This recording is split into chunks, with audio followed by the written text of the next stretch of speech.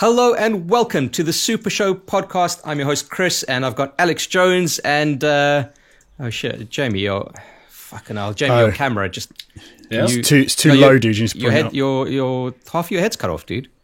What's wrong? Is it too zoomed in or something? Yeah, just zoom in on or something. Maybe, yeah. Okay, one sec.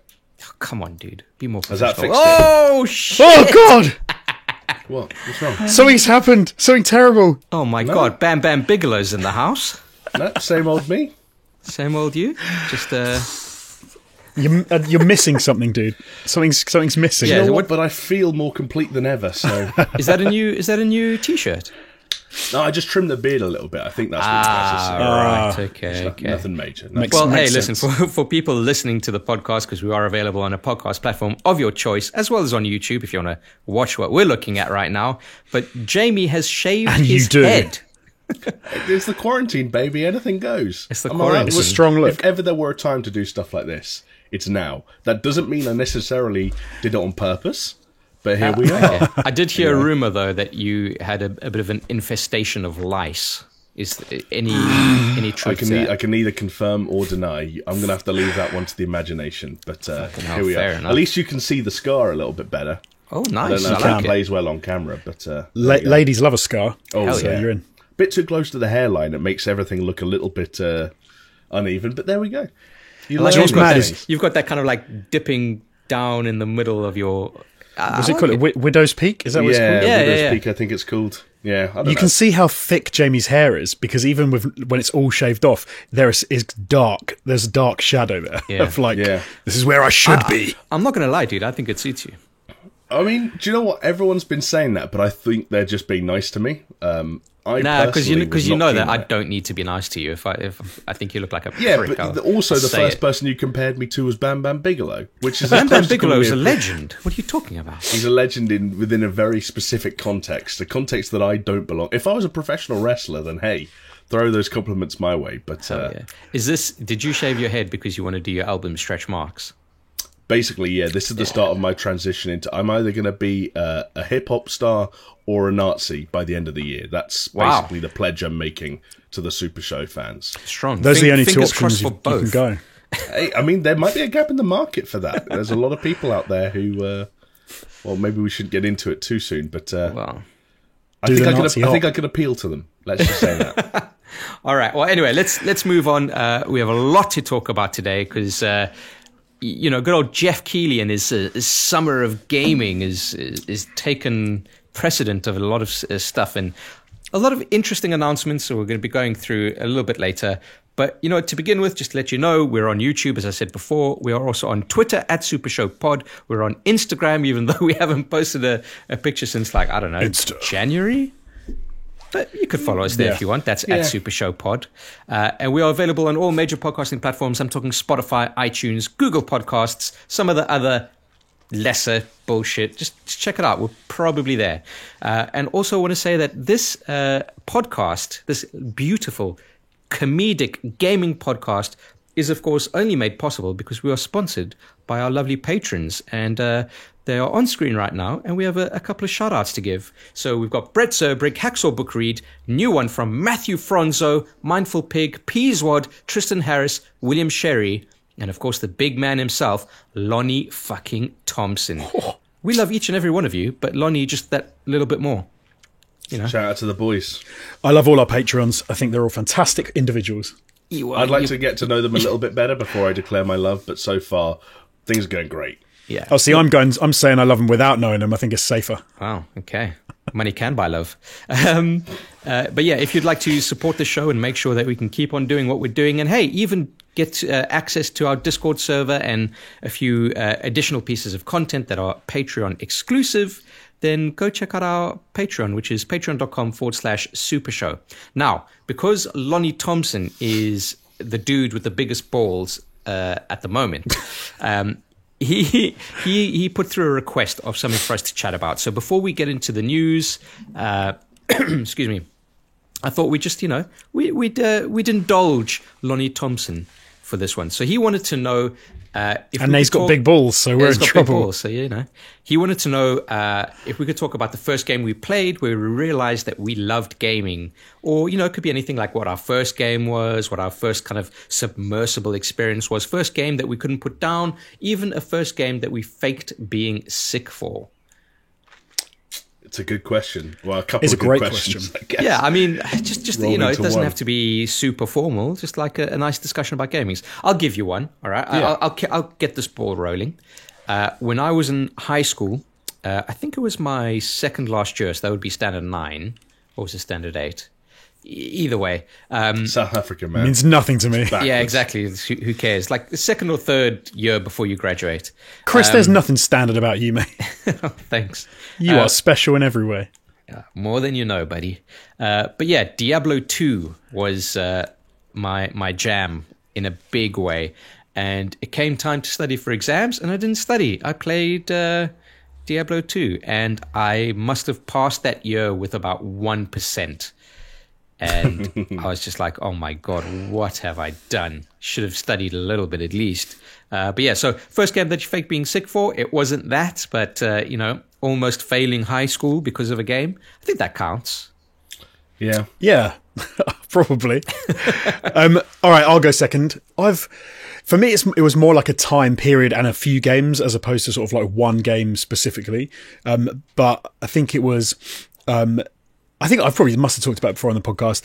So I'm talking the period of my life when I was playing like Joe and Mac Caveman Ninja on the SNES. I was playing like Super Probotect Alien Rebels. It was Aladdin. All these, Royal Rumble as well for the SNES. All these games that were incredible. And I used to play, me and my brother used to play co-op. I think Turtles in Time as well was like this sort of a couple of years of my life where I suppose like it's weird because the question is more about like what games made you realize you're into it. I don't think I ever realized I wasn't, if that makes sense. It just was something that I always did. I'm kind of with you there. And when you speak to someone else and they're like, "Oh, I don't really play games," and you're like, "What do you mean? Like, what do you do when you're at home?" And you've gotten like, and they're like, "Oh, I just do. I've got hobbies. I do other things." I'm like, "Oh shit, okay." But it's kind of weird, right? Like, so obviously we're all gamers. We've grown up gaming, blah blah blah. I've got friends that aren't gamers at all, and it's weird when we say like, oh, when was the first game that you like played? Or it's like, I don't know, I've been gaming since as far back as I can remember and before. And it's like you ask those dudes and they're like, oh, I don't know, fucking FIFA 96 or something. It's like, it's so weird to think that like there is actually such a divide, as it were. I can remember the first game. There's a game I remember playing first. Not first, like that had a date. So which was Batman 1989. So that was the first game that was dated. How old would you have been then? 17. I would have been 5, I think. 5? Okay, yeah. So that's how maths works. Because that came out when I was 5. And maybe the game came out the year after in 90 or 91, so I would have been like 6. Was that on the Nintendo Entertainment System, the NES? It was on quite a few, but I had it on the Amstrad. I don't know which one, but of course you did. Of course, because that's what we had. Before we had a SNES, I had an Amstrad and I think a PC as well after the Amstrad. But that game was the first one. Like I can say this had a date attached to it. But that's the earliest. I remember playing that game on the NES. Although we didn't have a NES in South Africa, it was like a cheap knockoff called Golden China. Wow, but it played official games still, or did they need to be? Oh no, you just went to the flea market and bought fucking bootleg games. Right, of course, yeah. And they were quality, but yeah. And I remember driving up to Zimbabwe to see my grandparents in Harare, and taking the NES with me. And just they had this like tiny little room with the TV in it, and I just kind of like sat there for the whole fucking holiday. This is being antisocial. That's wicked. I love that sort of stuff. It's great. I was reminded about this the other day, actually. I think it was an Instagram post saying like kids these days will never remember the struggle, because back in the day with the NES and the knockoffs, the way you connected it to your TV was through the antenna and kind of like piped it in through your antenna signal. Wow. Yeah, you had a little split. You could get a splitter, couldn't you? That you could switch game antenna, and just went in the same port, I guess, as the antenna. So it wasn't any RCAs or any fucking HDMIs or SCARTs or any of that shit. It was like, no, motherfucker. We're taking over the television. It's Yeah. cool. I think the first about being submersed in. Sorry, Jeb, before James goes, because I know he'll. I don't know if yours will be this, Jamie, but the first game I remember being super submersed in and finishing it and being like, that's one of the first crazy, like, amazing game experience was probably Metal Gear Solid, the first one. Okay. I think I was a bit too young for that. I think Metal Gear Solid would have come out when I was about 4.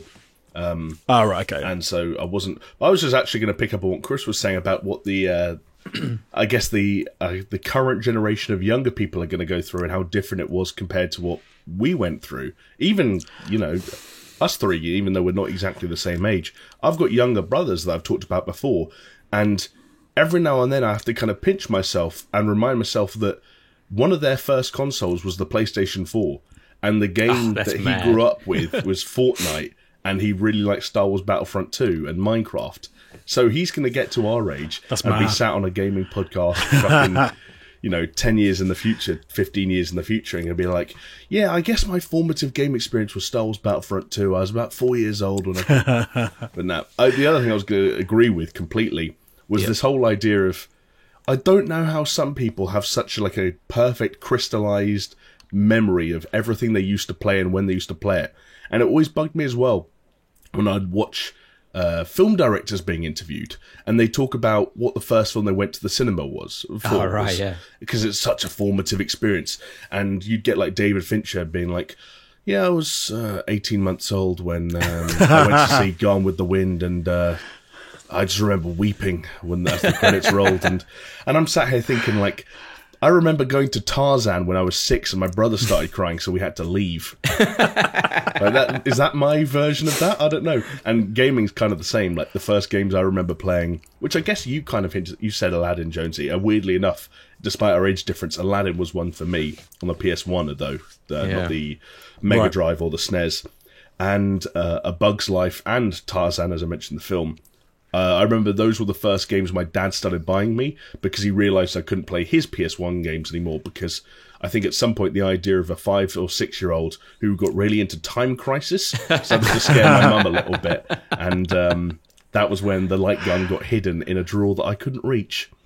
Oh wow, that's a great trick. But, I already use. I'm sure Chris will soon. Is that just put things high, and then the kids are like, can't reach it, I'm too small. Although Chris already has a stepladder around the house for the drawers that he can't reach. So they'll just... I mean, the sad thing is I can't even deny it. Oh, dear. The problem is my kid's got to the point now where he just climbs stuff, so it's more dangerous to put it up high. Yeah. I really wanted to. Can I just come back on what Jamie said, because I do think because I had a really funny one this morning. I know we're going to talk about it. I mentioned it briefly, but so my oldest is just 4 basically. And earlier on today, I was sort of catching up on the Games Fest from yesterday, and we're going to talk about it later. But some of the Unreal Engine 5 content for Corvus I was watching on the TV, and he came and sat next to me, and he was like, Daddy, what's this? What's this game? And I was like, oh, this is the PlayStation game on the PlayStation 5. It's going to be. And then it dawned on me that his first games are going to be on the PS5, like that generation. And it blew me away, because I was like, you are one lucky little bastard. Yeah. So, I got 3 quick stories in terms of gaming that we can cover a bit. One of them where it's maybe not my first, like, most submersible experience, but one of the submersible experiences for me was going to a friend's house. I had bought Medal of Honor Allied Assault. Okay, that was a cool game, man. It was a cool game. And I played it, and I was like, man, this is cool. Let me take it over to my friend's house. Now, my friend's dad had this, like, massive sound system, and we connected his computer to the sound system. And I'll never forget, like, I was close to, like, however old I was, 12 or whatever, I was close to fucking jizzing all over the walls, all over his house, because in that opening mission in I think it was in Egypt, in the desert, where you're going at night, you're in the truck and you're infiltrating the Nazi stronghold, and you've got an M1 Garand, and just the sound of that, ba, ba, ba, yeah, but like it's the ping, isn't it? Yeah, but Bing. The ping, as if I was in a fucking cinema. It was ridiculous, and I was just like, "This is the best game ever. You're not going to get better than this." That was one of them. I love that. Those, but that's like James said about sometimes you struggle to remember moments. It's great when you do get those standout moments that really like stay with you. Yeah. Yeah. Another one was went to a friend's house for his birthday party, and his dad had bought him a Sega Mega Drive and Mortal Kombat 2. Obviously, we'd been playing Mortal Kombat at the arcades. This was the first time we got to experience it like at home, which was really cool. And I just saw all the blood and guts, and we're trying to pull off all these fatalities and failing and blah, blah, blah. And I was just like, after that party, I went to my dad and I said, Dad, listen, if you really love me, you're going to buy me a Mega Drive and you're going to buy it. And my dad was like, to his credit, he was like, I will get it for you for your birthday. And then when my birthday came around, we got a Mega Drive, and he bought me Earthworm Jim. So that was cool. Nice. Wait, good so you game didn't as well get to get Mortal on it. Kombat, or did you rather get Earthworm Jim at the time? I think by the time my birthday had come around, like Mortal Kombat 2 was kind of like old news. Right. Okay. Yeah. And then the third one is something that I've mentioned before, so I won't dwell on it too much, but previously in the podcast, is when I was young, I was like 14 years old, and I had to go for a back operation. And it was going to be like a pretty heavy operation. It could have been like a 50-50 kind of situation. And my dad bought me Star Wars Episode 1 on the PC.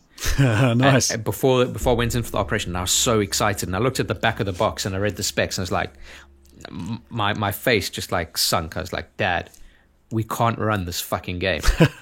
And my dad looked at the box and he goes, okay. Yeah, don't worry. When you come out, we'll get you a new graphics card and you just fucking play it. So that's always been like, that's my number one golden fucking experience in terms of like picking up games and playing them. Like, I fucking love that game. I'm sure if I went back to it now, I'd fucking hate it. And I know it didn't score highly, but that game will always be a fucking like 98 out of 100 game for me, no matter what. It's a nice story. Yeah. Any other kind Should of we like... move on? You want to move on? Sorry. You don't have any I was going to say, should we move on to the comment? You loved video games? Oh, well, I think that's kind of what I was saying. Is I don't remember it being a game. I remember more being like not realizing I didn't. Yeah, it was more like the thing. Yeah. The life of a gamer. That's why I think probably your kids will be into it as well, because I think one of the reasons why it was like my dad just bought all this shit.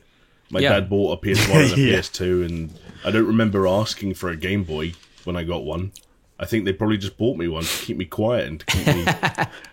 And it works. I mean... Well, can you imagine how cool it would be if you were growing up and it was like, oh, what does your dad do? Oh, my dad runs a fucking gaming podcast on you. Do you know what I mean? Like, we're in a great position. Journalist. Yeah. Steph's dad, and he's got one of those Steam accounts that you can buy anything on, and you don't have to pay any money. That's mental. That's so cool. Yeah, but what I'm saying cool. is like our kids are going to fucking love us when they realize what we're up to. Well, they won't, because they'll be like, "You're such old nerdy gamers. You don't like any of the games I like. Yeah. You just talk about this boring old shit. You don't like Fortnite 5. What the fuck is wrong with you?" Anyway, all right, cool. Now, the past couple of weeks, you guys haven't really been doing comments of the week, so I thought I'd get a juicy one.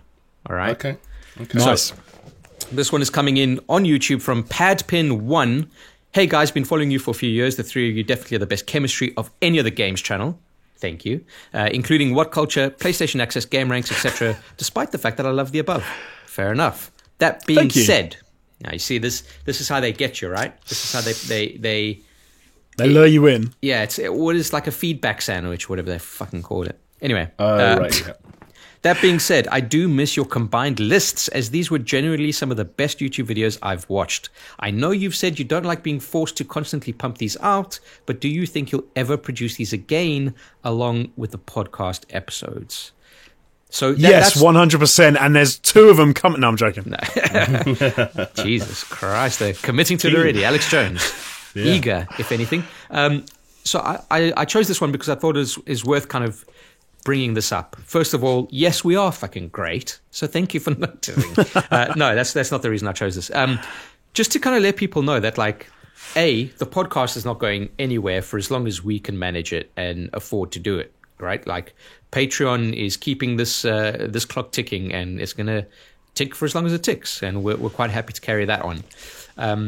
Because the thing about Patreon is it doesn't matter how many views you get per se, because you're making it for a very specific set of people. Obviously, the views help, and we will always kind of do what we can to increase views. But yeah, I mean, it does take the pressure off. But besides the podcast, we've got a couple of ideas brewing. Nothing super concrete yet. They could be 6 lists. They could be not 6 lists, but just lists. Like I said, we've got a few ideas. We're working out some details, and basically we want to see if we feel that we could do it justice. But yeah, I don't think we'll ever go back to like just churning out lists, because that was towards the end of it a very hard kind of thing, because once you scrape the bottom of the barrel and you realize you got more years ahead of you, you just go to the next barrel and then scrape the bottom of that one as well. So if we come up with any ideas that we think are worthy of a list, we'll do that. If we think there's any video ideas that are not podcast, and we've got a few ideas.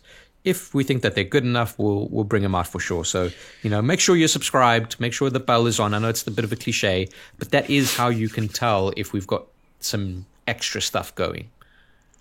I think as well, I don't know if you guys would agree, but we kind of got stuck in a bit of a rut with those back on the old channel, in that we felt like we had to do them.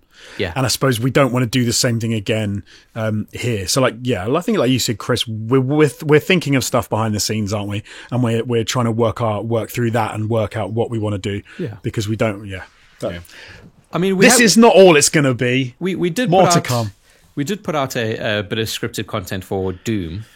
And it was, I can't remember the title of it now. It wasn't that long ago. It was like, what makes Doom so special, or something like that. And I thought it was a really good video. I thought it was like right up there with some of the best ATG stuff we had done. But it didn't really do anything spectacular on the channel. And that's when you get into this weird thing of like, 21 episodes in, have we already kind of trained people to expect one thing and not be able to identify another? And do people that do want certain types of content, would they even be aware if we started making it? I don't know. It's hard to say. It's tough because we only have one use case in terms of that, and in a small channel, it's always going to be hard to kind of look at the data and try and discern anything meaningful from it. Yeah. But we do want to make more varied content, and we will be trying to do that in the future. So do keep an eye out. What do they say? Watch this space. Watch this YouTube space. All right. And with that, I guess we're coming up to what we've been doing, fellas. Which there's a reason we left it till the last part. It might be the shortest segment that we've got at the moment. You should probably go first, though, Chris, because people haven't heard what you've been up to for a little while now. Indeed. I'm afraid not very much, my friend. The usual, playing some Dota, playing some Risk of Rain, playing some... I actually haven't been playing any Warzone. The big story, I guess, is me coming up to the end of Final Fantasy VII. I was hoping to have it finished by the time we recorded this podcast, but I'm in the final chapter, and it's just fucking boss fight after boss fight, and I don't know when it's going to end. And by this time, the story of Chris's life. It was the same with Sekiro. Sekiro's a game. Boss fight. But I can, with 100% certainty, make a pledge that this time next week I would have finished it, and I can discuss it ad nauseum. It's the Alex Jones pledge. So what's the forfeit if you don't manage to? You have to delete the entirety of the game. No, not really. Yeah, or you have to delete your save I wouldn't file do that. Exactly a week from today. And I wouldn't do that to you. You have to play Animal Crossing. Oh God, no. If it doesn't happen, you guys can come up with a punishment for me for sure. Jamie's would. I know what Jamie's would be. Eat dog food. Reason, all right? Because I'm not eating fucking dog food. Oh come on, that's a bog standard forfeit. Everyone eats dog food. I'll shave my hair, Jamie. I'll do it like you. Do you know what? I'm willing to shave my head for a forfeit if you guys. Oh yeah, yeah. You've got to shave everything else. Break like that. Okay. No, exactly. Actually, I wouldn't do that. If the forfeit would shave my beard, I think I'd quit the channel. Especially now there's nothing up here. Okay, no, I've got it. You keep the beard, full body, but you shave off your eyebrows. Oh god! So it's perfectly like 50-50, right? Like that bit is going to be like. Don't eyebrows take ages to come back though? Yeah, probably. Yeah. I'm really this what I've done was enough of a risk based on my kind of face and my head and the general proportions of things. Like, there was every chance it could have been an absolute disaster. And I appreciate you guys aren't ribbing me for it too much, but No, it looks good. no more risks to be taken. Not anytime I'd love soon, to have anyway. been there. I'd love to have been there for it because you had a lot of hair. I imagine that Oh, yeah. floor looked like there was a dead badger just We lying did it in the garden, so that kind of helped a little bit. But yeah, it was Every sparrow for a mile was lined their nest with Jamie's I hair. bet Oh, there are some God. pretty thorough nests going around. But Yeah, no, I was, there's like a epidemic of like dead birds all around Jamie's vicinity, and they're like, Yeah. What is happening? Let's do an autopsy." They open it up, it's just Jamie's hair in their stomachs. yeah, Well done, Jamie. I'm the bird killer. You look like No. a bird killer. I just go around snapping their necks like a fucking crazy person. Now the other thing is I was inebriated at the time, so it kind of went by really quickly. One of those things where the first kind of buzz, I guess, Yeah. you just kind of like, well, that's it now. There's no turning back. Oh, and yeah, you yeah. kind of you saddle up with it. There's and no that's it. salvaging it. Yeah, exactly. But yeah, I could have will- shaved my head. What's I was that? going to say I could have shaved my head once when I was on rugby tour in Wales, and everyone else shaved their head because this guy had he'd lost his hair because he was getting chemo, and they were like, "Let's all do shit, it together. yeah, Let's all shave our heads." solidarity. My girlfriend said, "If you shave your head, I will break up with you." So I didn't do it, and I was the only bitch. one who didn't do it. Fuck her. Yeah, that would have been like Wait, challenge, challenge so- accepted, bitch. Yeah, I was going to say that was an ex-girlfriend, right? That's not a girlfriend. It was an that ex-girlfriend, Okay, good. All right. Because Ex-girlfriend. I just called her the B word. And I see. Right, no. But yeah, so I will have it finished next week, and Jamie, hopefully you can just crack on with it, so we can have a discussion. Oh, dude. We're saying maybe we'll do like a Patreon exclusive spoiler cast when it's done. Yeah, because I feel like it's a bit of a risk to put something like that out on YouTube, just because you don't want anyone accidentally venturing in and getting spoiled when they didn't mean to. But it would be nice Yeah. to be able to talk about that ending, especially the kind of the mix of perspectives with Yeah. someone like yourself, Chris, who's played the original and knows it very well, and someone like Yeah. myself who is going in blind. Although I'm slowly starting to piece certain things together, having now reached chapter 13. Okay, I So- will say that like that from like chapter 8 to I don't know, fucking all of that shit. It just kind of like it dragged on for me a bit. I've got some strong opinions formulated on this game that I would love to kind of get into. Yeah, I've got a feeling you and me are going to be quite similar, actually, on some of maybe this stuff. maybe. Yeah, it's going to be interesting. All I keep on thinking as I'm playing this game, I'm enjoying it. Okay, that's the bottom line. But all I can think of is that GameSpot, was it Timur, gave it fucking 10 out of 10.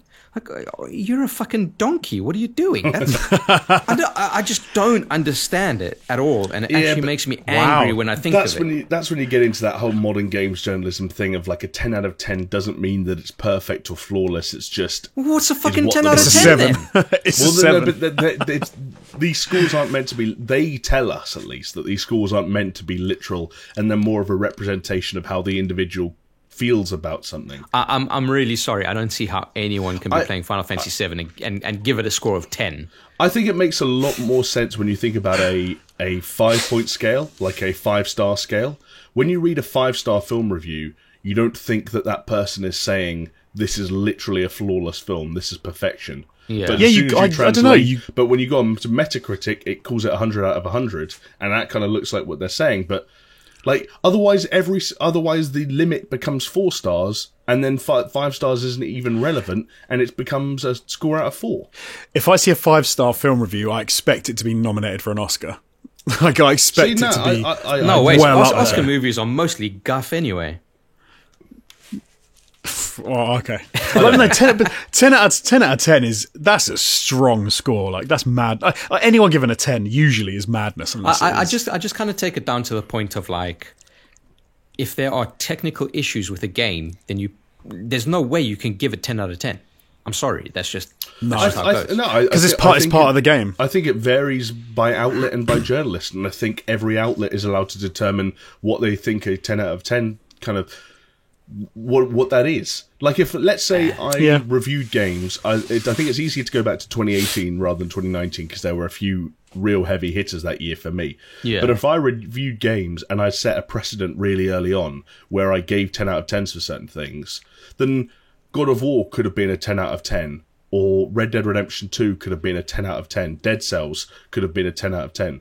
None of them are flawless, but that's just kind of like, it's more of a, not a metaphorical review, that's not the right word, but I think in these people's minds, it's not a literal one-to-one thing. Yeah, but then it just kind of makes all of that stuff like redundant. I love that you just put those three games in the same bracket. Like the idea that you could have Red Dead 2, Dead Cells, and God of War could all be rated 10 out of 10, and you could go in thinking, yeah, these games are all as good as each other. Like I love that. Yeah, idea. but that's not what reviews mean either. No, I know, but it's just that blows. It was things like that always blow my mind. If I reviewed games, I would review them on a 5-star scale, and all three of those games would comfortably have been 5 stars. No, it's just funny that when you talk 5 stars, you're happy to give a 5-star. When you say 10 out of 10, you're not happy. Yeah, what is that like a what is? Well, what do you think? Because you're doubling the amount of maneuverability you've got to criticize games or to like draw back a little bit. Like if you were rounding up, then. You know, would you be happy with a 4.5 or like a 9.5, or are you someone who's like, no? Yeah, but if you've got a 10 out of 10 scale, if you're doing half stars, then you're giving it a score out of 10.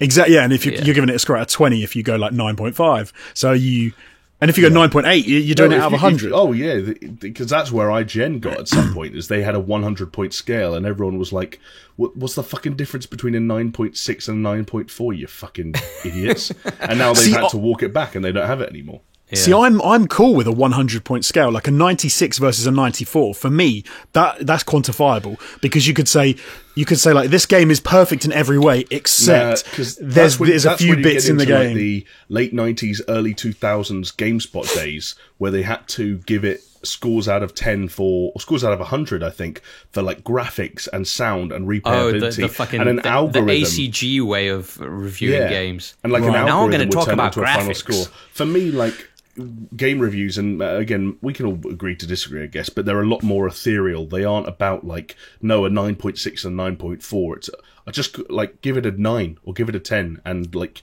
allow your reviewer's tilt, allow your opinion to inform what it is. I'm not going to read a 10 out of 10 on IGN and think, this is the best game ever made, this is literally flawless. I'm going to think, this is what this person believed to be a fine video game experience. That's the real issue with reviews, isn't it? Is that what you really need to do is you need to know their reviewer, and you need to know what they've given stuff in the past, what they like, what they don't. But I guess the review, as Jamie mentioned, the reviews usually do kind of set out the criteria that they've kind of gone for in terms of that number. I just don't necessarily agree with it. That's all right. Like we said, agree to disagree about it. True. Well, so GameSpot though, they always I always love their video reviews. They're who I usually always used to go to, and they would have like a review where it's going, "This game is it's okay, it's not that great," blah blah blah, and then they get to the end and go 9.8. You're like, what? That didn't match up with your scoring at all. Like, what are you talking about? That's when it was the whole thing about like the reviewer would review the game and then the editor would give the score. Exactly, yeah, and you were like, that doesn't work. What the hell? But yeah, and there were also periods of time in GameSpot history where an algorithm decided the score. Yes, like they would feed in all the sub elements, and they didn't get to choose the final score. Yeah. But as you said, you can't do that. You can't do that because you could have a game which doesn't look amazing graphically. Like, Chris's Final Fantasy review, if he had to do it that old school way, the issues he's taking with it might take the biggest knock on gameplay. But if Chris had to give a score out of 10 for the visuals, and then a score out of 10 for the sound, and a score out of 10 for this, that, and the other, all of a sudden he might be praising elements that he wouldn't have weighed as highly in his own opinion, but this algorithm could put more emphasis on it, and all of a sudden you've got what seems like an inflated review. Anyway, I feel like we're digressing a little bit. Yeah. But look, stay tuned for the actual Final Fantasy VII remake review. Jamie's gonna have to catch up to it as well. Oh god, dude, I'm really fucking struggling to play that game for more than 1 hour a week. It does get better, I promise you. As soon as you get to the Shinra building, it's like it's definitely a lot better. I did what was meant to be quite an emotional chapter the other day. I'll just say that. With the plate, yeah. The plate, yeah.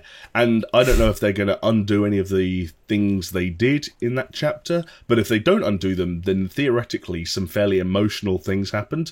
And I'll be totally honest with you, I was on my phone. I was like, looking back, like, oh, they're killing off them. Oh, they're killing off them too. Yeah. I'll look forward to your review or your talk about it, and then I can learn what actually happens in the game and what it's all about, because I have not followed any of it. You could be the mediator, Jonesy. You can. But the only other thing that I've been up to, amazingly, with being away for a while, is I've been watching The Last Dance on Netflix. Oh, Michael Jordan. Is that like Jennifer Michael Garner Jordan, Chicago Bulls. So I've been watching that with my wife, and what's really nice is my wife was living in Chicago at the whole time that was happening, like early 90s. Awesome. So getting some of her insights as to the stuff that was happening, it's cool. It's a great series. If anyone is... You don't even really have to be interested in basketball to be into this kind of a documentary. It's more about like Michael Jordan's psyche and the way he kind of approaches competitiveness and the reason why he is the top. It's very good. It is very well made. It's very entertaining. Would you say it's important to have watched Super Jam before you watch this series? Space Jam. Super Jam. Super Jam. God, talk about like I even watched it last week. Super Jam. Oh, that's going to be when we recreate Space Jam shot for shot. Super Jam. No, Jamie is the bad guy. No, you don't. But I cannot recommend it enough. I reckon it's a really good documentary, and it is well worth watching. It hasn't concluded yet. I think on Monday they're going to show the last 2 episodes. So unusual for Netflix, but they've been kind of like releasing 2 episodes a week, and it concludes next week. Very well done. Very good show. All right. What about you guys? What have you been up to? I mean, I've had a pretty quiet week as well, to be honest. Other than trying to fight my way through Final Fantasy VII Remake and doing a very poor job at it. The other thing I was able to fight my way through, though, and roll credits on, which I am somewhat glad about, even though it's an incredibly short experience, was Streets of Rage 4. Right. Nice. Okay. I actually mentioned it last week on the podcast and said I've been playing it with Steph because it's on Game Pass for PC.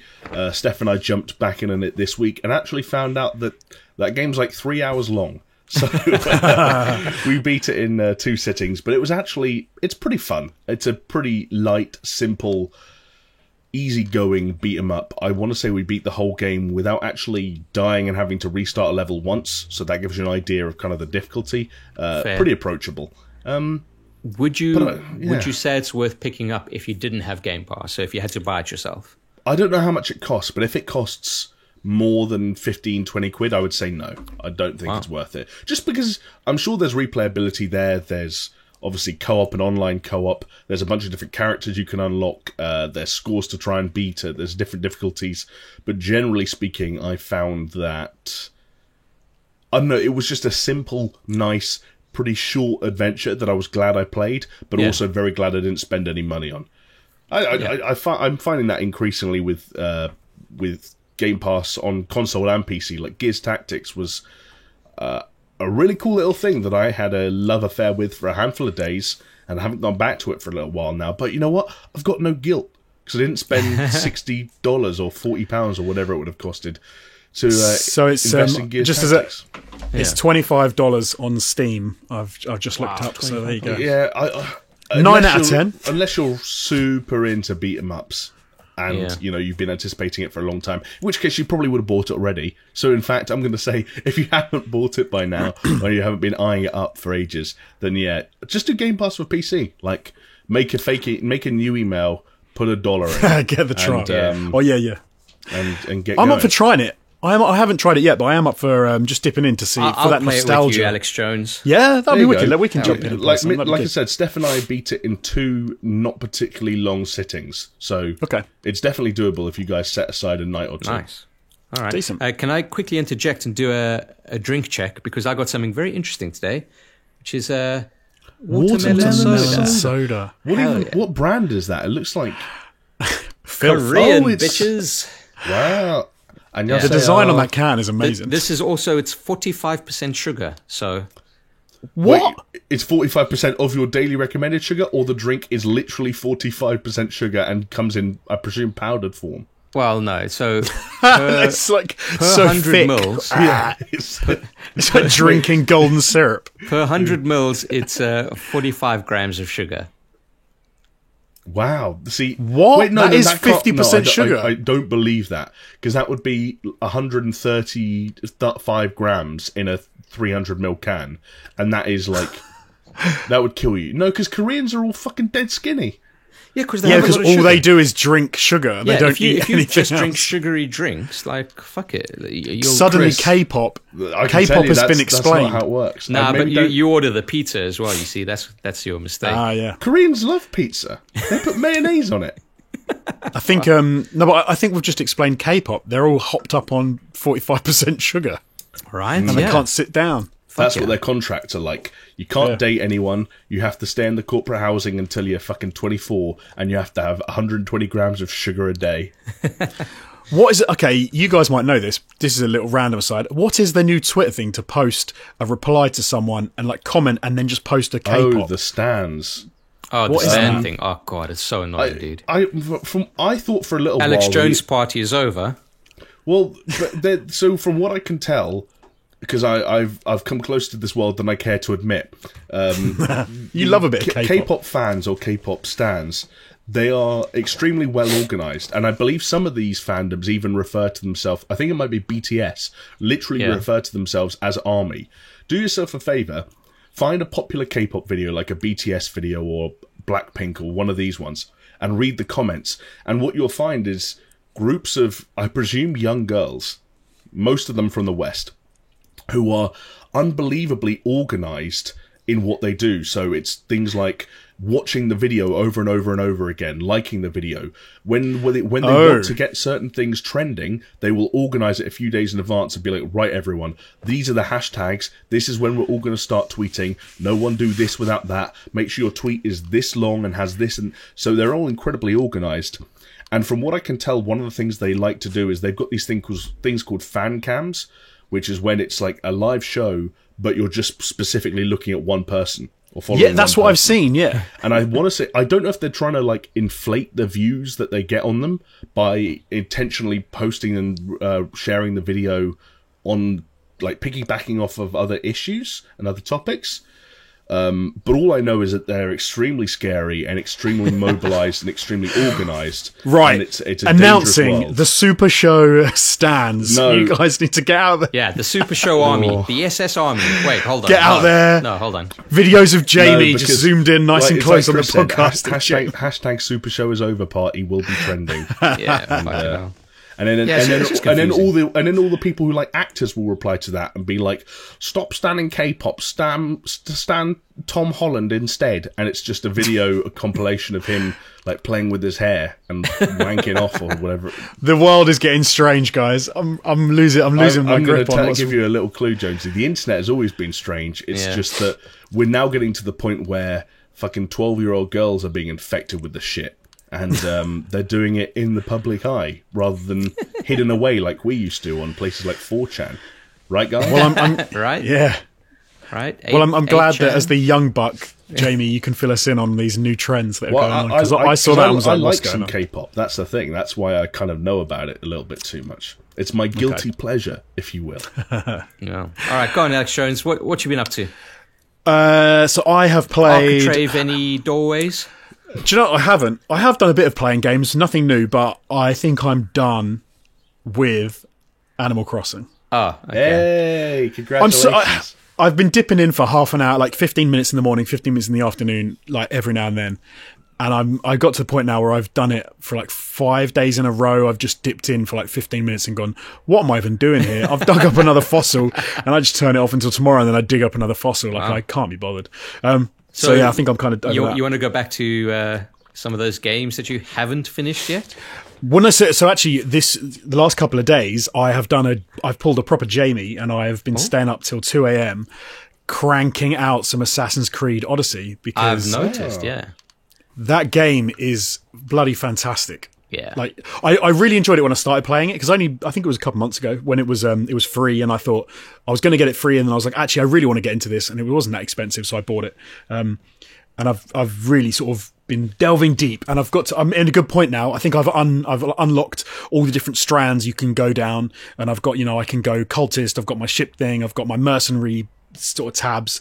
If anyone who's played it will know. I've started upgrading everything. I'm looking pretty tasty. I've had a good look at that world, and it's such a good game. It's glorious. It's a lot of fun. You want to hear my hot take? Go for it. Assassin's Creed Valhalla will not be as good. I wouldn't be surprised at all. Like that world looks fantastic. Like such a good world to do an Assassin's Creed game because it's so pretty, and you've got all the little islands dotted around and all that. Yeah. Being in grey old England as a Viking in a muddy town. Don't get me wrong; they'll make it look lush for sure. I mean, they managed to make Origins look cooler than just a fucking desert, right? That's true. It's very true. But yeah, I just don't know. Anyway, that's not a discussion for now. I'm looking forward to Valhalla about over Assassin's Creed Odyssey is they have finally acknowledged that Assassin's Creed Odyssey is too big and probably also too long. And, that's what they said, didn't they? They said it was not going to be as long. Which music to the ears of anyone who spent 60 hours trying to finish Assassin's Creed Odyssey because they'd been sent a copy by Ubisoft and might have needed to make content about it, maybe. Huh? Maybe?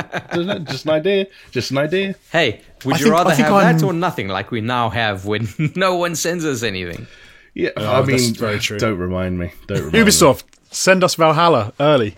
No, I was. So I've done. I think I'm 15 hours into Odyssey, and I feel like I've just finished the intro. Yeah. That's genuinely how I feel. Like, I mean, 60 hours is not an unfair. I mean, I didn't finish all there was to finish. I didn't finish the cultist storyline. I basically just finished the family storyline and most of the storyline that you probably haven't seen yet, so I won't talk about. And that was 60 hours for me.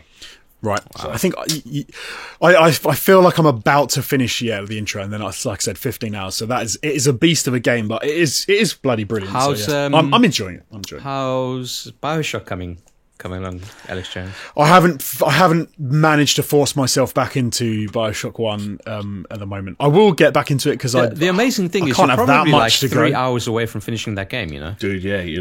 I'm not enjoying it. Like, so it's a real struggle to you're not try and make myself playing BioShock.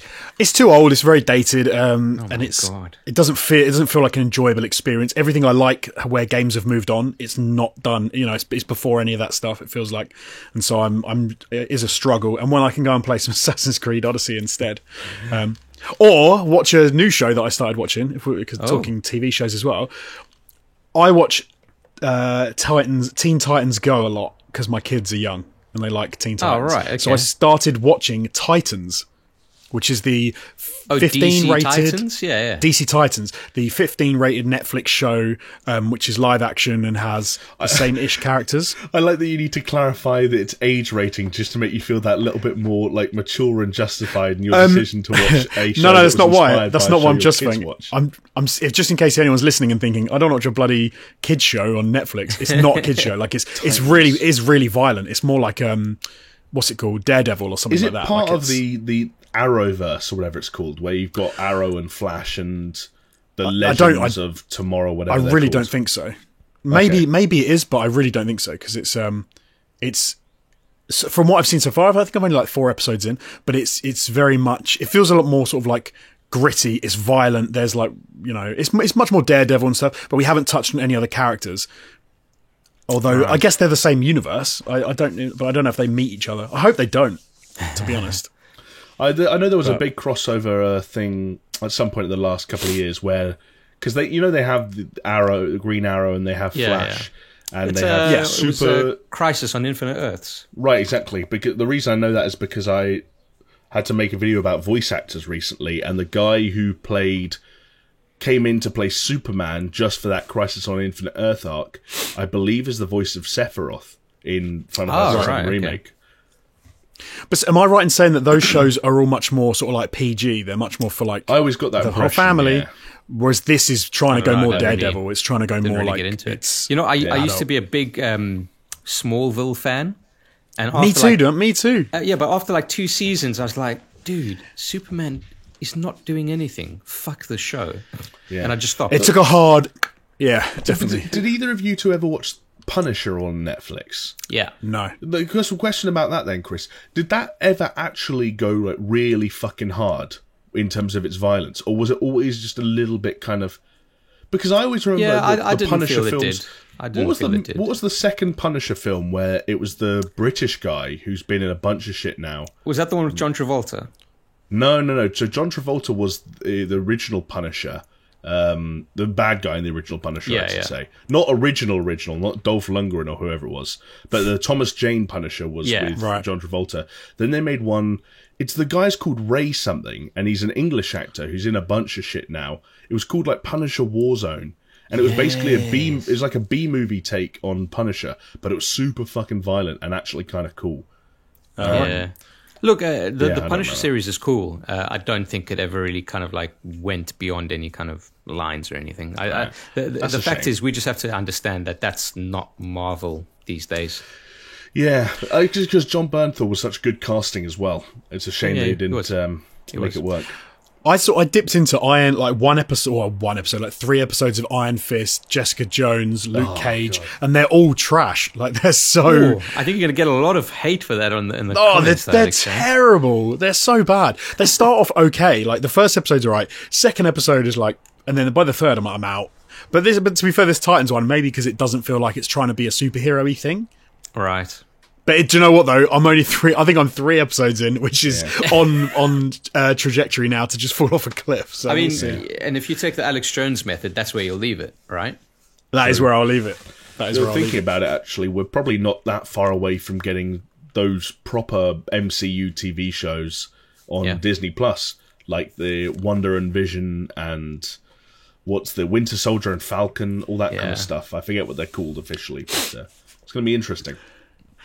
Do you know what it feels? It feels like Yogscast, and then you've got all the little pairings of the random people that just pop up totally and do their own like thing. That. And it's annoying. And you're like you talk about Crisis on Infinite Earths. It's almost like everybody's saying, "Oh, we need to do an Avengers style fucking thing." Like, okay, look, I know from the comic books it wasn't necessarily like an Avengers style thing, but in terms of like television media and cinema and etc., it's like everyone's like, "Oh, we got to do it." It's like I remember also reading a fucking article in this week gone by. Can't remember who it was by because it was fucking fluff, but it was basically saying like, Final Fantasy VII is trying to become like the new Avengers Assemble, and I was like, what the fuck are you talking about?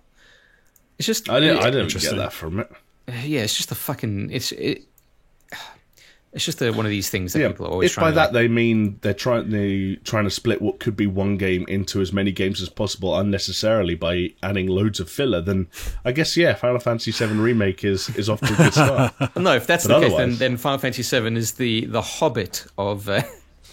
Dude, I not to get back to it, but I will never. Anyone that has ever complained about the pacing of Red Dead Redemption 2 is not allowed to say jack shit about Final Fantasy VII Remake. If I get they're doing the whole no loading screens thing, but now I'm putting my foot down and saying fuck it, give me the fucking loading screen. Because if I have to squeeze through one more gap and walk along one more balance beam, I'm gonna slip my fucking wrists.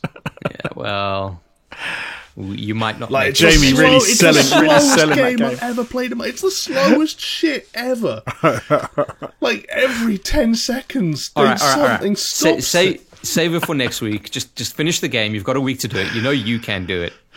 Just do it, and we'll have the chats next week. I know. I need to stop playing Warzone. I got 3 wins in one night in Warzone one day. I want to get back onto Warzone and Apex with you guys. I just got to find. I've got a new crew. I'm afraid, boys. I was going to say there's no way we're going to touch in that with Jamie. I already knew that was coming. Oh, Jesus Christ! I've moved on. You guys. Why do we still invite him onto the show, Alex Jones? No, I know, right? We should he should let him go off with his new crew. Yeah. I bet they all shaved their heads, huh? We fucking they all did it together on stream. You jerk off onto a biscuit as well, and whoever's last eat it. We haven't done that yet, no. But then I haven't seen these guys for a while. You know them. It's basically VYB. So you're basically just joking about whether or not they're eating cummy biscuits, and they're your mates. So take a good long look at yourselves, lads. I'm not disputing, even though that I know them, that they're not eating cummy biscuits. They might be doing. I mean, as one of them, I wouldn't put it past. No, not saying names, but Milan. Are you still on the PlayStation, Jamie, or are you on PC? Still on PlayStation. Still on PlayStation. PlayStation. I'm scared of keyboard and mouse when it comes to Warzone. I'm scared of cheaters, even though I probably wouldn't ever be good enough to be in the same lobbies as them. So I'm sticking with what I know. I'm staying on home territory. Fair. All right, guys. But no, Chris, I need to do some Warzone. So I think maybe you, me, and Martin Ruffle or Sam or something. We should. Hell yeah, you, me, I know it's Martin 4 Ruffle, now, isn't it? Sam, Steph. We're gonna. Yeah, we'll form a little crew. Maybe we should And do a showdown. Jamie and his team will beat us and win. right, and then Jamie the versus deserter yours, and the OG true Super Shows. Steph murders Jamie right at the end for the win, and Jamie loses his absolute mind. And then a big fucking banner with sparkles and shit just goes, Mayo Sandwich wins.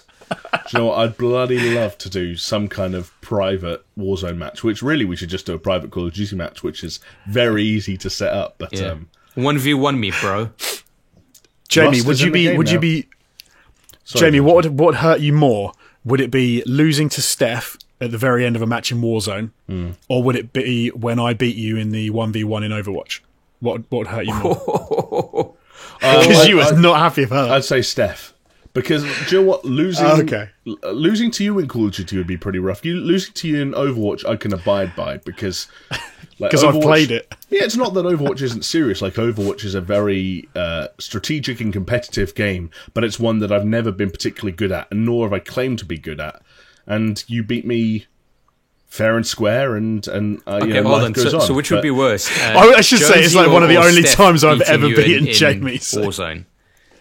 Wait, say that again, Chris. Jonesy or Steph, which one is worse to beat you in Warzone, or any COD for that matter? It would have to be me, surely. Yeah, if Jonesy beat me in Call of Duty, then that would cause some serious distress. Jamie knows how shit I am. What about when I beat you not once but twice in a recorded version of Gang Beasts? Yeah, Even though Gang you, Beasts, look, with all of these things, there's an element of chance. Like Gang Beast, again, not because of it's nowhere near as competitive, but Gang Beast comes in the same realm as Overwatch for me, which, like, yeah, I can lose to Overwatch, and even like Call of Duty. The chances are Jonesy would Gang kill Beast me is a one of couple those of games times. where anything can happen. Like, it doesn't matter your Right. skill. That's fair. I've got the real question. This is the real question. Okay, Chris. Yeah. You do a live stream for Dota. Yeah. You play me and Jamie, who, if you lost to one of us, like this, let's say it's the first time we've ever played, who would be worse if you lost to one of us at Dota? I'd be fuming equally. I would not. I would. You know what? In fact, if you guys were on a if team, you like took us in to show us how to play, and then we played together. If and we you guys beat were on a team, and let's say one of you didn't do anything against me, and the other one beat me, I'd write both of you out of my lives. That sounds like a pretty convenient way to get that done, actually. I reckon we try and organise this sooner rather than later. Yeah, do you know what? I couldn't be bothered to put the time into Dota to try and beat Chris, so it's not going to happen. How very well dare you, sir? Hey, listen, Dota's in not a great place at the moment, so I wouldn't recommend it anyway. Anyway, let's move on to the news, shall we? It's only been 57 minutes. Hey, we haven't seen you for a couple of weeks. We have to make this a bumper one. Hell yeah, it'll be a bumper one for sure. And you know what? If anyone's complaining, don't be, because you should all be locked down with nothing else to do. So there you go. Yeah. All right, We're trying to give you something to listen to. So the biggest news that came out this week, I guess, was a showcasing of what is very firmly next-gen content, right? Yes. So we're talking about Unreal Engine 5, which was, as of time of recording, shown off yesterday. Yeah. A lot of cool stuff going on there. It was kind of weird. It was one of these Jeff Keighley summer game fest bullshit ding dong blah blah blah thing. Where it's like, oh, I got something cool to show you, and everyone's like, oh, it's a game, it's this game, it's that game. Oh, it's Elden Ring. Oh, it's Batman. It's fucking Elden Ring and Batman. What is it with those two fucking games? Shut the fuck up. And about GTA Elden Ring 6 and for some fucking reason. Anyway, God. no, it was a showcase of Unreal Engine 5, which in itself is a pretty big fucking deal, because it gives us a glimpse as to what we can expect from these next-gen consoles, right? And not just consoles, the PCs, etc. Well, it was Corvus that they were showing off, right? What's Corvus? This is the game that they... Oh, God, we talked about it the other day, didn't we? It was one of those new games that they'd sort of like touted that's coming out. No, this wasn't a game, it wasn't. This was a tech demo. Yeah, it wasn't any game, dude. What, the bit where they were walking through the cave and all that sort of stuff? That's a tech demo.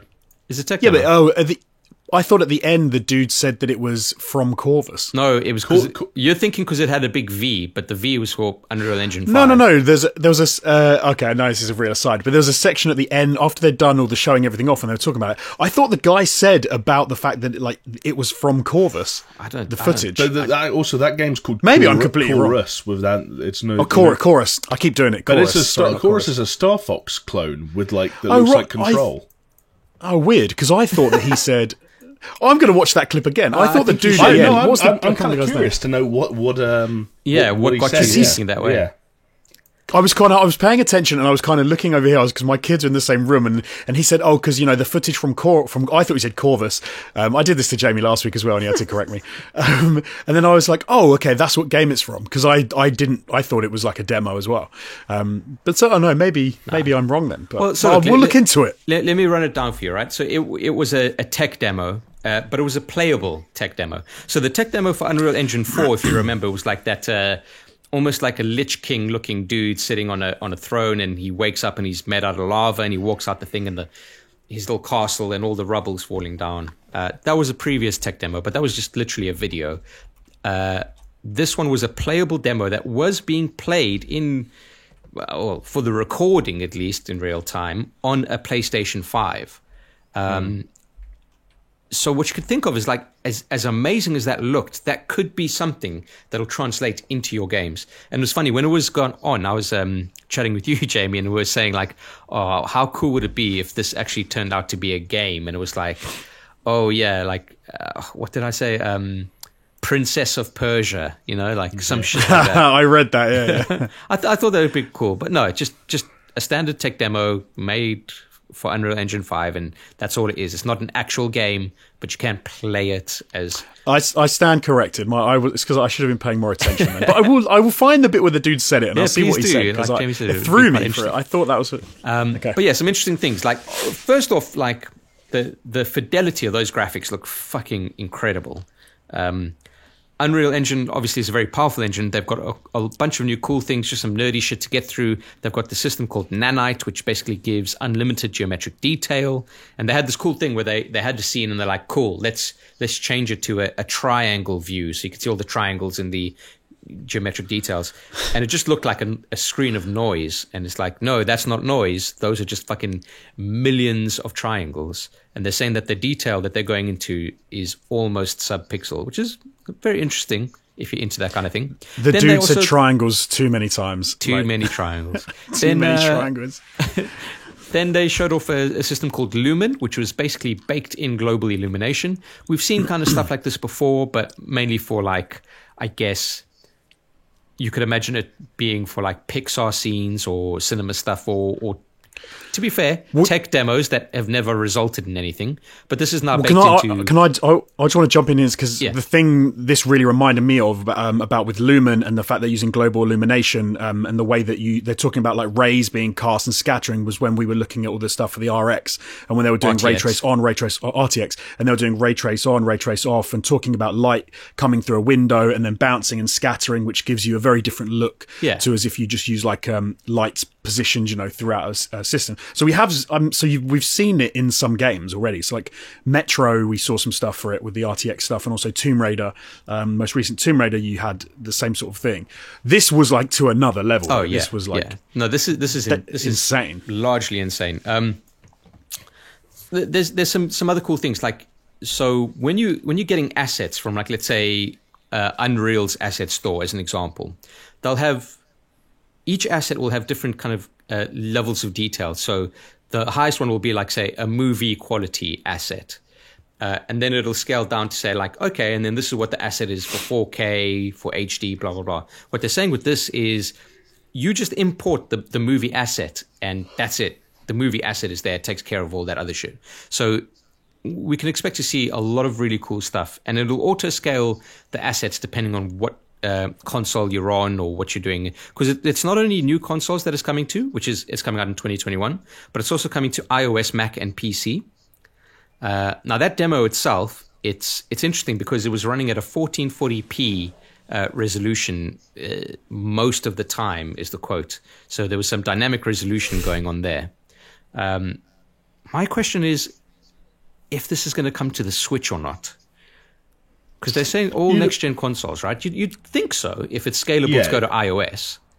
Yeah, it would be very hard to imagine Unreal pushing forward towards their next engine in a way that excluded what will certainly be at some point the biggest active game console on the market. Yeah. You know, as the PS4 and the Xbox One start to be phased out, there will be a period where the Switch is the biggest console around, and still for a while after the new consoles launch as well. Yeah.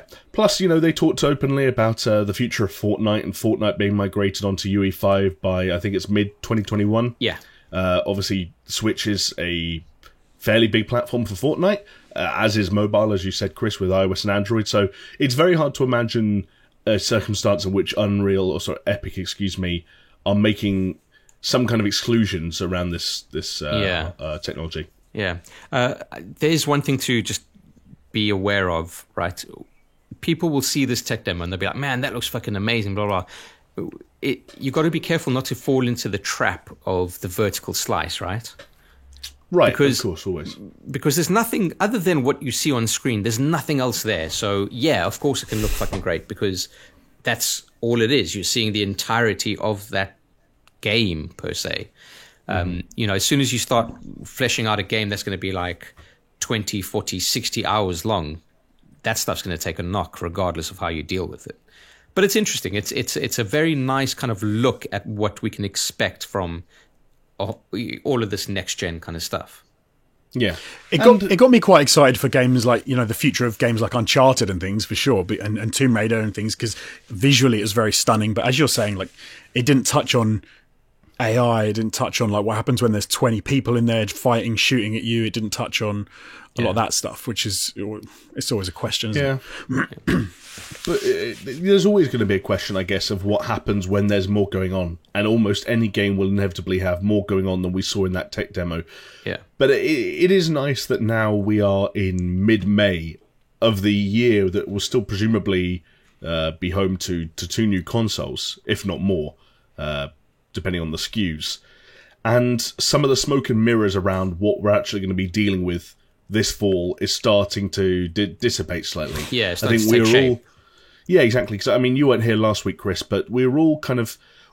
Jonesy and I tried to remain positive about that Xbox Series X gameplay showcase, but you could try to compare anything we saw in that entire live stream to what we saw Epic show off for, 7 minutes or something like that? Probably even less. I wasn't counting. It's almost night and day in terms of how much it tells you about what we're capable of. And at the moment, whether or not it's realistic is kind of falling by the wayside for me, because it's more about just, I want to know what the possibilities are. I want to see stuff that gets me excited about that hardware and its capabilities in the right hands and the direction we're headed. And a well-edited, not particularly gameplay-heavy trailer of Assassin's Creed Valhalla doesn't tell me anything. Yeah. I don't know. No. And you could argue that this doesn't tell me much either, but it tells me more. And I think that's why... I think it all points to building a picture, right? Like all the pieces of a puzzle coming together. So, when as far back as even PlayStation showing off the SSD with Spider-Man and how quickly it could load in information, which means you could go faster. So the faster the stuff will change the experience of these games. And that's what's interesting. So a lot of what Unreal were talking about in the showcase yesterday was... LODs are gone, pop-ins are gone. Like all the assets are loaded in this world constantly.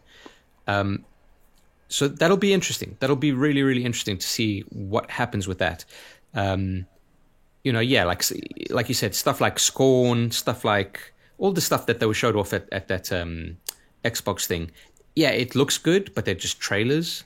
And they're not really explaining much, but it's all those pieces are falling in place, right? And as the weeks go by, it'll be filled out even further, and it's going to be really interesting and fun to see. Yeah, fascinating to see, especially the approaches that the 2 console manufacturers continue to take as the summer rolls on, because we know we're expecting to see more from Xbox every month now, arguably, until the release of the Series X, and certainly a big showing in July. I would be very surprised if we don't see a significant amount of stuff from Sony next month in June, probably early June. It's weird to me that not that long ago, we were talking about that weird Mark Cerny video that was meant to be a GDC talk, and everyone was being very critical about Sony's approach. And now, in one fell swoop, in a piece of like marketing, or whatever you want to call it, that wasn't even out of Sony, it was out of Epic, it feels like now we're almost...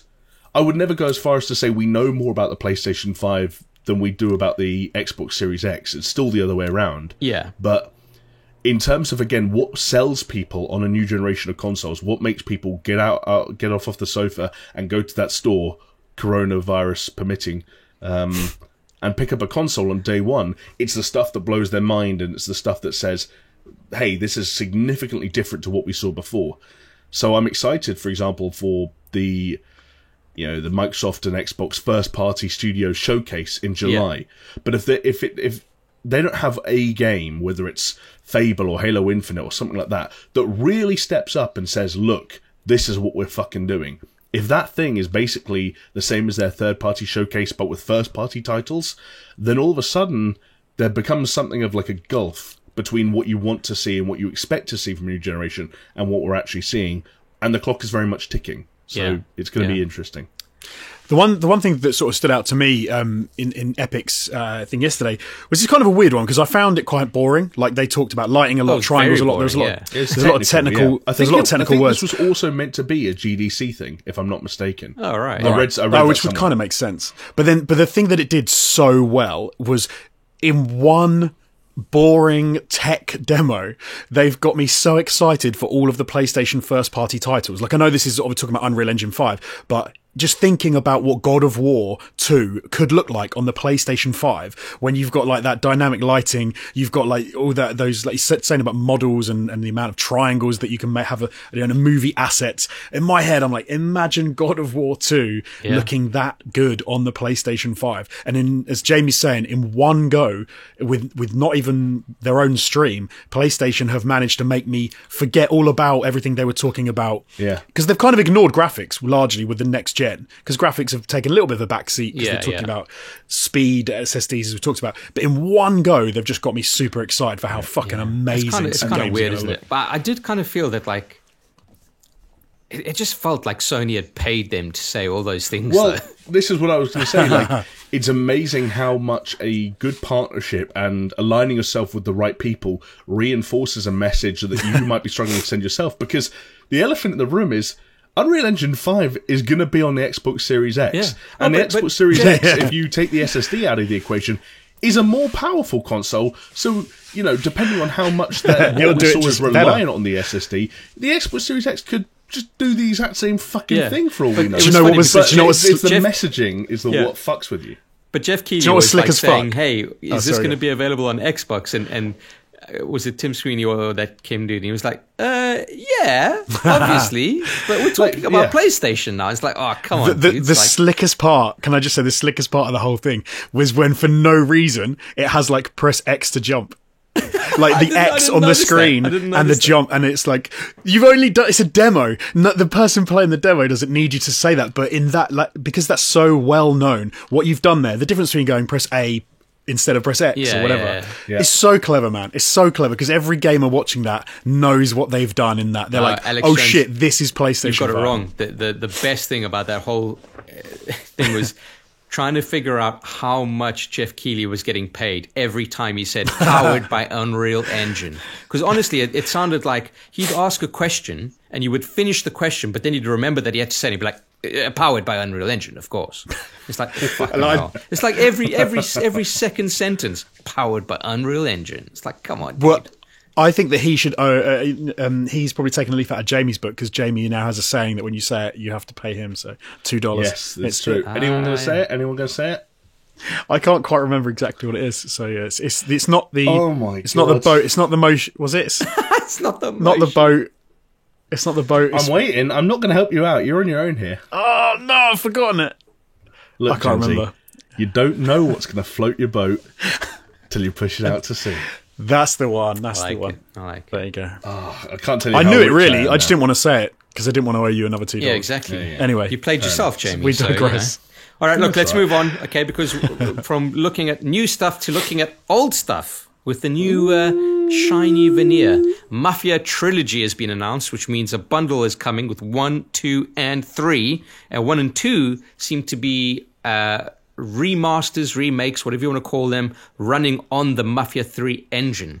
So we're talking about faithfully recreated with expanded story, gameplay, and original score. This is the Mafia you remember, and much more. And it's a little rhyme. It's a little poem. I get it. Yeah. Score. This is much cool. more.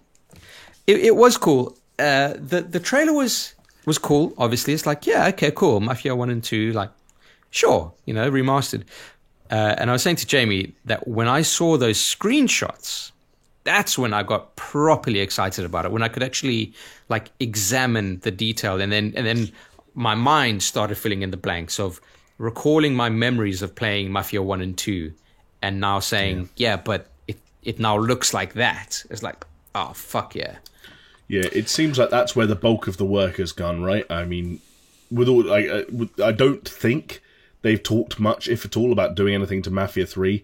And from what I can tell... I think it's just a case of saying, like, why wouldn't we just include it, right? Yeah, right. Like, call it a trilogy Makes and sense, put it in makes there. sense. But I don't think there's going to be like a re-release of Mafia 3 like there will be with the other two. Yeah. The Mafia 2 one is a remaster. But yeah, the original one, that's the Mafia looks 1 like a is remake. fucking and you're right, big those screenshots that I think leaked via the Microsoft Store, if I'm not mistaken. Yes, yeah. They look... I mean, it's kind of ridiculous. We should be used to it by now. But we've never seen anyone do this on an open world game, right? We've seen, Resident Evil 2, and I'm sure there are a few examples. But this seems significant, yeah. Yeah, really cool. I find this a weird one because I don't really have the nostalgia for the series like you guys have, but 3 I played like some of it. I liked it, but I didn't really get that into it. 2 as a remaster, I'm like, okay, it's a remaster. The only one I'm a bit excited about is that I could play 1 as a remake and kind of maybe experience some of what people experienced at the time. Yeah, I'll be honest with you, Jonesy, I'm there with you at number 1. Like, if they were selling these games all separately, I'd probably just buy number 1 and be done with it. Yeah, me too. Me absolutely, yeah. I'm psyched for playing number 1. I mean, and I'll have to buy the bundle. Which is a travesty for Jamie because he fucking loves Mafia 2, and that's fine. It's a great game. Yeah, I think Mafia 2 is one of the better... how am I going to phrase this? I think it's one of the better crime stories ever told in video game form. Okay. Do you think those... Sorry, as one as a remake, do you think 1 could edge 2, given that 2 is going to be just a remaster? I never played 1. I've got no nostalgia. So I've played it in fits and starts. A friend of mine, Frederick, shout out to the Jorgmeister, he had Mafia, and I played a little bit of it. But it was Mafia 2 for me, was the one. I love that story. I love a lot of those characters. One of those stories, it did something that Fable used to do quite well, which was that it wasn't afraid to... It didn't try and tell a story all in one block. It wasn't afraid to kind of like split parts out and be like, no, this character's going to go away and come back 5 years later, and the city's going to be different, and the cars will be different, and the different parts of the story set in different seasons. More cinematic way, yeah.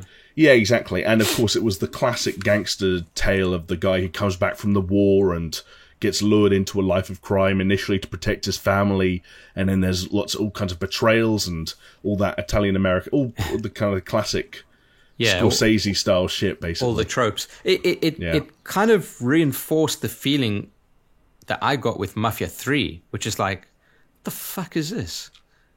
Why have they gone down this route? Like, on the one hand, I get it, but on the other hand, it's just like, you didn't really need to kind of do that.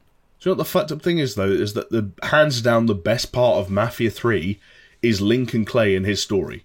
Like, the cutscenes in that game and a lot of the storytelling are really well done. They've kind of got this faux mockumentary style thing where one of these side characters is kind of relaying a story to a court, basically, and you're almost seeing flashbacks. I thought Lincoln was a really likable protagonist, but the structure of that game in terms of the actual gameplay itself was fucking horrible. Just a disaster in terms of the design decisions there. That's the issue I had with 3, was like, exactly like you say. The story was wicked. I was enjoying it, but I found it like a chore to try and play. Yeah. And so I just kind of ended up falling off of it. But but as you said, the story and the way they tell the story is great. Yeah. But no, the idea of going back to 1 and like having a remake, I'm well up for that. I think it would be quite exciting to get my hands on. Yeah, it should be cool. And you're right, Chris, those screenshots, Man. We need to see it in motion, but well, really impressive stuff. Right, okay, well, so we're going from one remake to another, which I'll be honest, as excited as I am for this, I am at the same time getting remake and remaster fatigue here. But it's all right, let's get into what it is. It is, of course, Tony Hawk's Pro Skater 1 and 2, which is fucking quality. I'll be honest, Chris, I feel none of that fatigue. This was... You know what? If Ghost of Tsushima looks good this evening, this afternoon, whenever it is, this might be one of my favourite weeks ever. Wow. Okay, yeah, fair enough. That just a heads up that at the time of recording, this Ghost of Tsushima state of play has not played out, so we don't know what that is. We'll be discussing it next week. Yeah. But yeah. I think it's in about 6-7 hours, isn't it? For us, something like 9 that. o'clock, yeah, 9 o'clock. Crazy. But yeah, so Tony Hawk's Pro Skater 1 and 2, obviously the legendary games, with 2 obviously being better than 1. Obviously, fight me. But what was great about this... And 3 being better than 2, right, Chris? Sorry, what? And 3 being better than 2, right, Chris? Some might say. Oh. Wasn't a hard no. The best thing about this was obviously... I think this was like one of the first kind of big Jeff Keighley, I'm going to announce a fucking game thing, right? And fucking Tony Hawk broke the embargo himself like 10 minutes earlier by just fucking tweeting it. Yeah. But it was also... okay, it's got his name on it. Like, I'm fine with that. I mean, come on. He's licensed... No, I'm just saying it's really fucking funny. Yeah. And also, he's got this weird thing, I don't know if you guys saw, apparently at some point in time, you could give Tony Hawk your phone number, and he would send you texts. Apparently, the text that told people this game was coming went out also about an hour before the live stream. I mean, everything about this project was the worst kept secret in the skateboarding world, it seemed. Yeah. Because, I mean, I'm not wanting to kind of throw in the classic cliche of what skateboarders are like, but how many leaks have there been in the last 6 months of people going out there being like, yeah, just did some motion capture for the new Tony Hawk, and all the bands are like, yeah, we just did, so, gave some tracks over for the new Tony. Like, everyone knew something was coming, but I still think this is really cool. Sorry. Yeah, it is cool. So surely Tony Hawk's needs something, doesn't he? What's the last thing he did? Like, it's been a while. I don't think he needs anything, but yeah. But yeah, some cool things, right? So obviously the majority of the OG songs will be present. I don't know what percentage majority means, but there's some heavy bangers that were shown off in the trailer and the build up to the trailer. Local split screen and other multiplayer modes, Crater Park and Skater are back in the game, and Vicarious Visions are aiming for a faithful remaster with a bunch of former Neversoft devs working on the game. And hey, endless combos are possible. It's coming out September 4th. That sounds like I was paid to say all of that, but I wasn't. So there you go. You're welcome. Unfortunately, if you want to pay us to say things like that, we're very easy to reach out to. You can find our. No, I'm joking. Yeah. Can I just say, because this is a really weird one for me. I never played any of the Tony Hawk games ever, but are you having kidding worked me? with you. No, none ever. Like, never. The closest I've come was Airblade. Like, I've never gone anywhere near them. Airblade. Was it the PlayStation 2? I guess. Oh my god! What about aggressive inline? I'm sorry, mate. What about aggressive inline? No, I've never played anything like this. I literally went BMX Cool Borders. I literally went Cool Borders and Airblade, and that is the extent of this sort of border games. I'm psyched for these two games purely because of you guys. Hell yeah. Having worked with you for like the last 5 years or whatever it is, you've banged on relentlessly about Tony Hawk's Pro Skater, is that I'm actually looking forward to these coming out and picking them up and playing them for the first time. Dude, so it's good. Thank you. As long as they don't fuck up the kind of remaster, which apparently they haven't. Apparently it feels exactly like the way it felt as you remember it. I'm sure updated somehow. But I'm hoping that like if this does well, then EA might take a look at it and be very money hungry and be like, you know what? So here's SSX and here's Need for Speed Underground remasters. I would fucking cream. Oh, sorry, okay. Surely this is just going to go in a different direction with that, Chris. I thought you were going to say that EA would look at this and make Skate 4, and I was about to get very excited, but then you... Well, that's what I thought. I thought you were going to say the same thing. Oh, probably that too. Who knows? We'll see. I don't know. Yeah. EA have a lot going on that they could remaster, some of which they are going to remaster. We just need to... I hate the idea that we have to keep buying shit like that to send that message, but ultimately that is kind of how it works. Yeah. But yeah, no. I also just realized that I said I'm getting remaster fatigue, and then in the very next sentence I basically said, You asked for yeah, them. give me a fucking dude, like, SSX tricky. between... I'm not Keep begging for them. But by the end of the summer, we could have had the announcements of a Mafia trilogy remaster, or at least the first two, Yeah. Tony Hawk's 1 and 2, and the Mass Effect trilogy. Like, I'm becoming dangerously close to only playing remasters and remakes. And for we've the end of been the playing Final Fantasy VII Remake, right? Oh So- yeah, and Resident Evil 3 is another game I finished this year. Like, we really are the biggest suckers imaginable, where they just have to give it a bit of a spit polish and make it look shiny, and we're like, yep, I'm there, I'm doing it. yeah. But I think it's not going to be too long, and we're going to reach peak game in Peak not game? too long. Peak game. It's going to be the games that come out that you sort of like want to or feel like you have to play. It'll be more hours in the games than there would be in the year, so no one will be able to play all of the games. Oh, right, And yeah. it's shit. Jamie's going to be like losing his mind because he's like, I've just 24/7 and I can't finish one game. I think And if it's gonna that's the be definition of peak game, then weirdly enough, we've actually been past peak game. Like, you go back 10 years, 15 years ago, that like PS2 era, that was peak game, where you couldn't play everything that was coming out.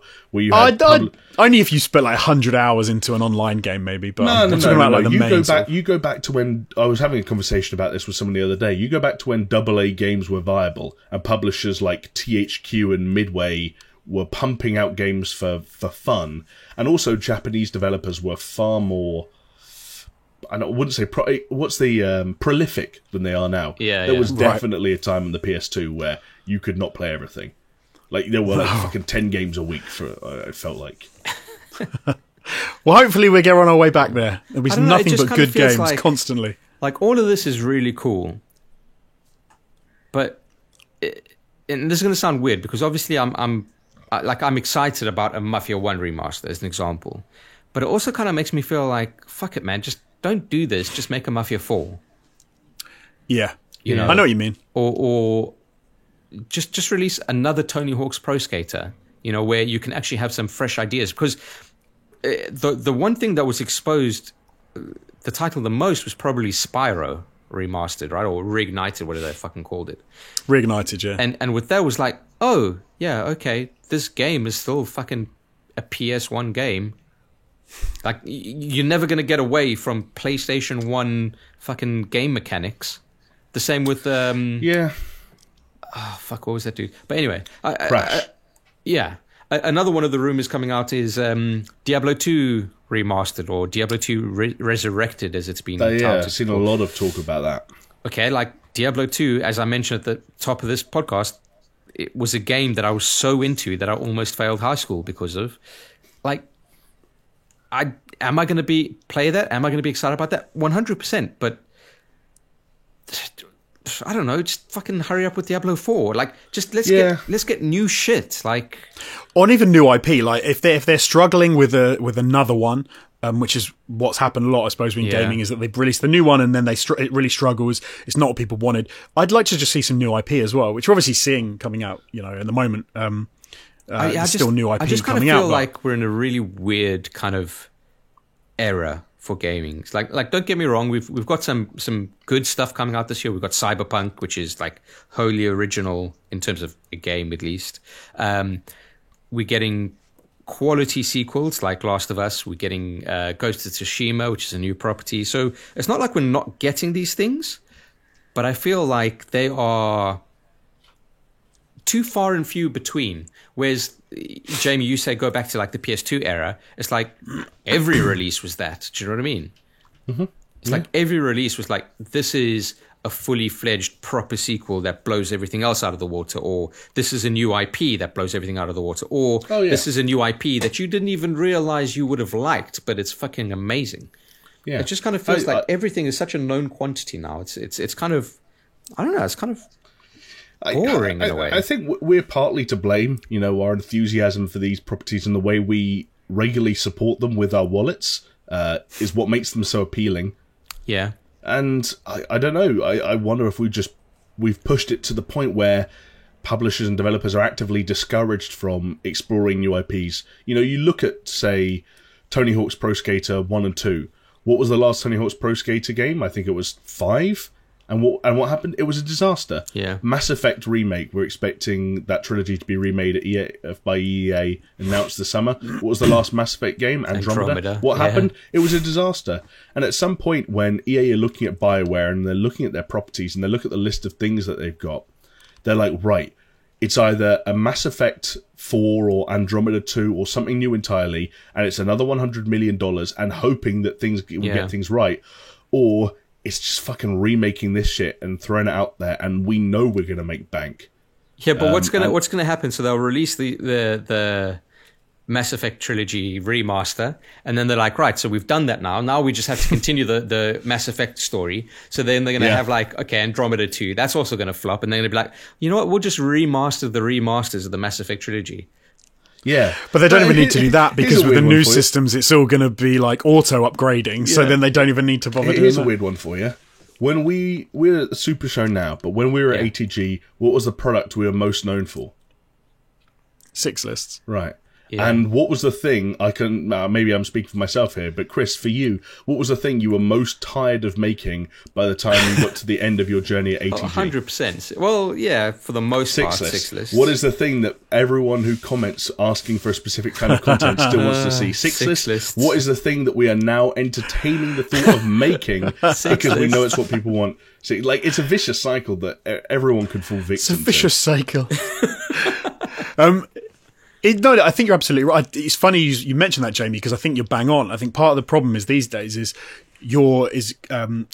people have or companies have the ability to make so much content and make incredible content and massive content and expensive content, but it's so difficult to try and figure out what people actually want to see. Like, you can make things all day long that you think people want, but actually, if you've got no guarantee that you're going to make the money back, I guess it's just so much safer to remake the Mass Effect games, or to do the Tony Hawk Pro Skater 1 and 2, because you know that it seems to be anyway at the moment that kind of tricks people into buying them. Not tricks, but, you know, gets people who used to be fans. Like, look at Final Fantasy VII as a great example. Yeah.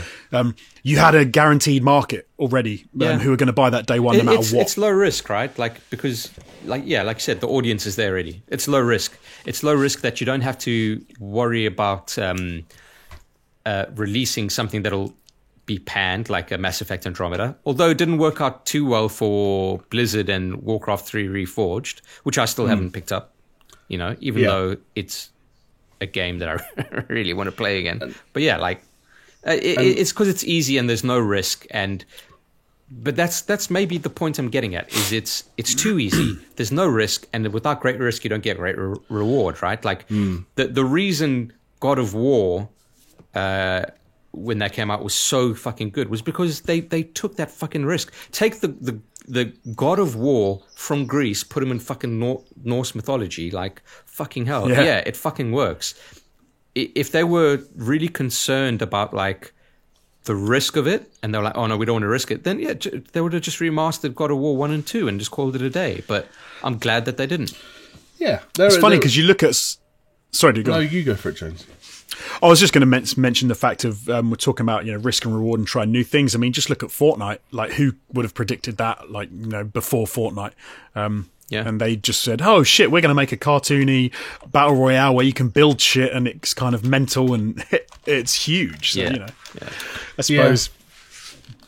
Yeah. I don't know. Like, I don't know. There's also big examples of people taking risks and them not paying off, and I also think the other thing that's cyclical, like I think the whole risk aversion thing is also cyclical. It's just appearing in a different form now, and one of the kind of eras of video games that I talk about a lot because I think it's really strange to look back on. I think a lot of people have almost forgotten about it. Was 2006, 7, 8 era EA, where the publisher that are now known for their somewhat predatory tactics and their money gouging and microtransactions and annualized sports titles. You look at what EA published around that time, and it was like EA published Dead Space, EA published Skate, EA published Rock Band, EA published Mirror's Edge, and you look at those 4 games, for example. What happened to all 4 of them? They all had sequels, and to the point where people either didn't like and or didn't buy the sequels. And I think 10 to 15 years ago, we were complaining about risk aversion, but the form our complaints came in was sequels. Everyone's risk aversion tactic was sequels. Some people who never had to change their tactics, like Call of Duty and EA's annualized sports titles, ironically, they were able to keep going. But everyone else, it was like, we've reached the point where we've killed Dead Space, we've killed Rock Band, we've killed Mirror's Edge, and we have to think of something new now. And what makes more sense from a fiscal perspective? Remaking something that we know people like, or going back in and developing that new IP and trying to sell people on something entirely new? So I see where it comes from completely. And then you got to imagine it's only probably a couple of years, and then remakes won't work anymore, and then they'll have to go in another direction again. Yeah. Games are getting more expensive to make, but they're not getting any more expensive to buy.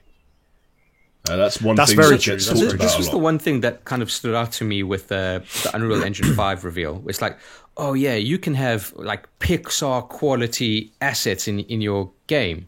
And I'm just thinking to myself, how much is that going to fucking cost these studios? Right. Like you said, games are already so fucking expensive right now to make. Like, if you want to be on the AAA or even like the emerging quadruple A that people are kind of trying to coin the phrase. I've seen it. How much is that going to fucking cost, and how destructive is that going to be if it turns out to be like a Mass Effect Andromeda? Nah, dude, you're missing it, right? So what you do is you have to be a designer sitting at home with Blender, making it yourself, and then you just chuck your assets into your game. That's how it works. Yeah, completely unoptimized. Yeah. And that's how it's going to be. Everybody's got ZBrush, right? So, Yeah. There are probably going to be some elements of UE5 that make stuff faster and cheaper and more accessible, but like generally speaking, yeah, I can see where you're coming from. And I could easily see a trend where 5 to 10 years down the line, we are more than ever looking at first-party console manufacturers like Microsoft and Sony who have the ability to offset the creation of new IPs and big AAA or quadruple A titles against the money and the revenue they're generating by selling consoles, and they're going to be the ones we look to as... I mean, there is obviously Ubisoft aren't going to stop making their kind of games, and to what extent you can agree that like EA are still making games like that. They are every now and then, like maybe 1 or 2 a year. I don't think that stuff's necessarily going to slow down. I just think we're going to become less reliant on the third parties to produce the really star-studded things, and then more and more it's going to be Sony and Microsoft that kind of blow us away. Yeah, I agree with that.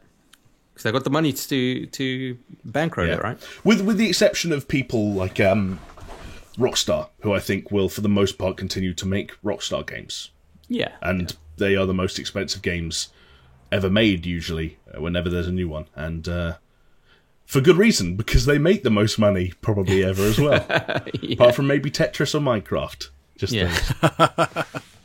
All right, okay, so moving on to our last 2 bits of news. They're kind of related to each other in a way, because they're both PlayStation rumors. So the first one is that, or not rumors, just news. The first one is that PlayStation is rumored to actually release the PS5 in October. This comes according to a PlayStation Japan job listing, but it has since been taken down and refuted and said that the date was put there from a recruiting company in error. So that's about right, though, isn't it? October should be about right with early, the time. dude. That's early. It is early. Okay, November, but still, I would have said November, but October's not that much earlier. Well, that's the fucking thing. Like, who? I think a lot of people agreed that October's early. Who doesn't think that both of these things are probably going to come out in November? Like, it's not that wild. Yeah. It's a bit like when I was losing my mind a few weeks ago. You mentioned GTA 6 already, Chris. Yeah. When people were like, GTA 6 is in development. It's like, obviously. No one likes money more than Rockstar. Do you really think they're kind of twiddling their thumbs going, guys, should we do another one? Like, do people want another Like, of course it's in fucking development, you fucking idiot. It was probably in development like before GTA 5 was released. They probably already started thinking about it. Yeah, probably. Yeah, well, that's how it usually goes, right? Yeah, or at least before Red Dead 2, certainly. There was another one. I'm still maintaining they're going to get delayed until next year. I mean, not a chance. It's not going to happen. It's not going to happen Actually, at it's all. interesting. Phil Spencer, I think it was Phil Spencer anyway, was at an interview in the last couple of days where he speculated, I'd be curious to know what you two think about this, that we will start to see the effects of the coronavirus next on year. the video games industry, in 2021, where all of a sudden, like, things that were meant to happen this year will still happen this year, but then there might be a period next year where, for example, the games that had development disrupted at the moment, they start to get knocked on, and all of a sudden things get a little bit ropey. Oh, totally, yeah. It's an inevitability. I'm still going to be the pessimist. I know I've said it before, and I know both consoles are supposed to come out this year, and I know like okay, but from what I've seen, it's kind of weird. I think we're going to come out of lockdown across the world far too quickly. We're going to get hit again, and everything's getting delayed until 2021. In which case, from what Phil Spencer said, Jamie, maybe then that gets knocked on until it affects next year and it affects the year after, and we're actually seeing it for another like 2 years. I agree with you with probably the effects of the virus. I think there will definitely be a steep second wave, but I think as far as the consoles go, I think it's a done deal. So whether there's like a second or a third or a fourth or a fifth fucking wave, like 4/5 of the Earth's population could just fucking go up in smoke. Those consoles will still come out in end of the year. Even if there's only one Chinaman left putting it together piece by piece on his own in a factory, one at a time. Yeah, there's one. He'll make it happen. Also, you kind of have to think of it this way, Jonesy. Like the consoles themselves are platforms for other companies to do their stuff. So, yes, if a PlayStation partner is like, my game is ready, we've agreed it was going to be a launch title. If it doesn't get launched in November, I'm just going to fucking sue you because I'm going to lose like millions of dollars. So yeah, you're probably right. The platform needs to come out in order for everything else that's orbiting around it to kind of be released. I think we've even said I think you guys even said before, like, even if it's a lot smaller release, it'll still have to come out. Like, they're going to have to do it. 100%. And they'll have to produce those. If it wasn't coming out, by now we would know. They would communicate. They would temper the expectations. They would say, listen, our supply chain just isn't there. It's not going to happen. The other thing they both have to contend with is that both manufacturers are still scared of each other. The last thing either of them want to do is be like, actually, we're going to delay 6 months and come out in the summer of 2021, and give the other one a platform to be like, stock and demand, like, stock will be very low, demand will probably be quite high, but yes, we're still coming out this Christmas. Yeah. I'll tell you something, if the Xbox Series X comes out in November and the PlayStation 5 doesn't, guess what I'm playing this Christmas? An Xbox Series X. Like, there's no question.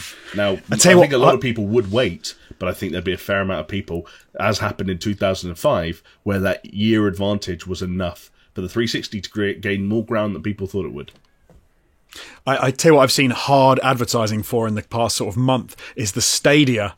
On YouTube, every advert I get is the goddamn Stadia. They're basic, They're going hardcore on that. Are they still doing that thing where it's like free if you've got a Gmail account? Or I think so. And you know what? I basically signed up for it, and it wanted me to put my credit card information in, and I was like, nah. I did sign up. I've got a Stadia account. Wow. Have you played anything? I played some Destiny 2. No, what is it called? Samurai Showdown. Farming simulator. It's the crazy shooting one with the weird monster things where you're running around like dual gunning. Is it Serious Sam or something? Serious Sam, it may well be. Maybe. Serious Sam is a game. I played for like 5 minutes and was like, okay, this works, and then I turned it off. I haven't gone back to it. Fair enough. I why do I feel that is most people's experience with Stadia? Yeah. I don't disagree. All right. Well, Jamie, I can see you've maybe yawned for the 55th time in this podcast. Hey, this is what happens when you lot wake me up at 11:30, bro. So let's wrap this up with the final piece of news, which is a very short, quick one to kind of round everything up. PlayStation has revealed something called PlayStation Studios, which is basically the name and the home for all of their new first-party titles. So all new games coming from their first-party companies are going to be branded as PlayStation Studios games. There's an intro that looks very much like a Marvel Films ripoff, but fine, fair enough. It does the job. So PlayStation 5, when it comes out, all games that are first party will have this little ident in the beginning. And it's interesting because it kind of follows on from, I guess, Microsoft Studios doing a very similar thing. And Xbox Game Studios or whatever they call them. Yeah.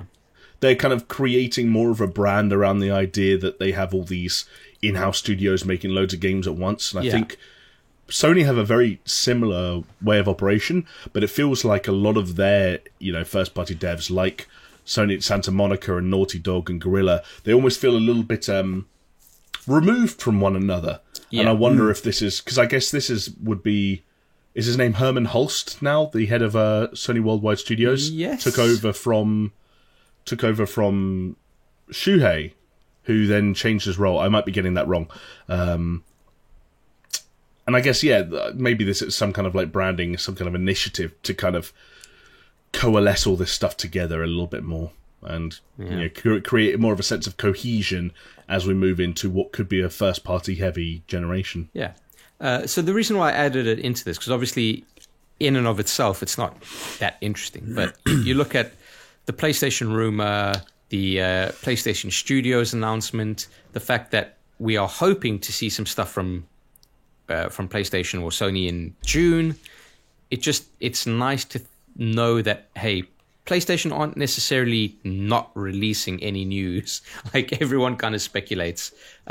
They have started their drip feeding for sure, and it is a bit of a moist drip, but it'll get there. And it certainly will. I'm just excited for the next couple of weeks. Like, who would have thought that we had so many things to talk about this far into the fucking lockdown? Right. We're going to owe Jeff Keighley a lot at the end of this. Yeah. Yeah. Powered by Unreal Engine. So, of course. I will say that, like, for as much as I was a big fan of E3, I liked going to E3 when we went to E3, and I liked the coverage we managed to do last year when we were live streaming along with all the press conferences. Yeah. If this is what the death of E3 means, that we get this seemingly constant stream of announcements where in this 1 week alone we've had the things we talked about, Unreal Engine, Tony Hawk's Mafia, we're going to have Tsushima tonight, we already had the Series X thing last week, and obviously there's more to come in the future. I think Ubisoft are confirmed for July now, obviously EA and Cyberpunk are in June, Sony are probably in June. There's all kinds of stuff happening. If this is what the new look summer is, and I'm not going to call it the Summer Game Fest, okay, just going to call it summer, then I'm down, because this shit really fucking gets my dick hard, as you guys know.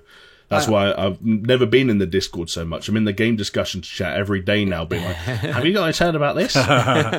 Usually just Cameron, who feels sorry for me, is like, "Yeah, we've all heard of it, mate." I was thinking about it the other day, actually. Like, on the one hand, I'm there with you, thinking it's really exciting. But on the other hand, I think that, like, it's just a shame that there's no marquee kind of event. But this is definitely the better way of doing it, without a doubt. I was also thinking, like, how difficult it was for us at ATG before and after E3 to come up with content. Because there were always these, like, lulls, right? These quiet patches before and after E3, because everything is concentrated in that 1 month. And it was very much a case of, like, the month before, it's like, oh, fuck, what do we... There's no game announcements because everyone is holding back until E3. Yeah. And then after E3, it's like, well, all the fucking game announcements are out, and now it's just a waiting game until some of those games get released. Yeah. So I'm not going to miss that, that's for sure. No, and from what I can tell, this does seem drawn out, where we're in May now, and we know there are things in June, July, and August, and I believe there's one thing, possibly Nintendo-related, that people think is going to happen in September, so, it seems like we're going to have a year full of constant updates of sorts, at least, which should bode very well for people who run a weekly podcast that wraps up news and the happenings in the video game industry. Lovely, right? Yeah. All right, and with that 1 hour, 48 minutes or so done and dusted, a little bit of a bumper edition for all of you fine... We had to, Chris, celebrate your return to the hot seat with a little bit something extra for the fans at home. Yeah, I can skip it. All right. Yeah, just We'll hold down the fort. You could just dip in and out as you like it. Oh, I'd fucking love that. What? That's not what you're meant to say. You're meant to say, I want to be there every week. I really missed you guys. Yeah, maybe. Do you not like being able to talk about games? Like having a platform where you could take a piece of news and be like, this is what I think about it. Yeah, sure, but that's what the Discord server's for, right? Yeah, but there's something about this that feels different. I don't know if I can do this show anymore, though, given that Jamie just said hold down the fort instead of hold the fort. But, we'll scare over Is that not... You cannot hold down the fort? Yeah, I think it's hold down the fort. It's not, but okay. Hold down the fort. Why have I got that in my head then? Can I Google it? Because it's an Americanized... You can. It's an Americanized version of hold the fort. If you do hold down on Google, the first recommended autocomplete thing is hold down the fort. Yeah, because it's an Americanized version of hold the fort. You're an Americanized version of a dickhead. Wow, and with that, I think we'll call it. So hold on, because we haven't done it for 2 weeks. I think. Do we need a code word? A code word. Shit. Should we have hold down the fort? Hold down. Should we have hold down the fort? Hold down the fort. Yeah, I like it. There you go. All right. So hold down the fort is the code word. If you've gotten to the end of this podcast, let people know how great you are that you listen to everything by letting them know in a witty comment down below if you're on YouTube, or hey, a 5-star review on iTunes, because in case you didn't know, we are a 5-star podcast. And with that, thank you so much for watching and listening, and we'll see you next time. Bye. See ya.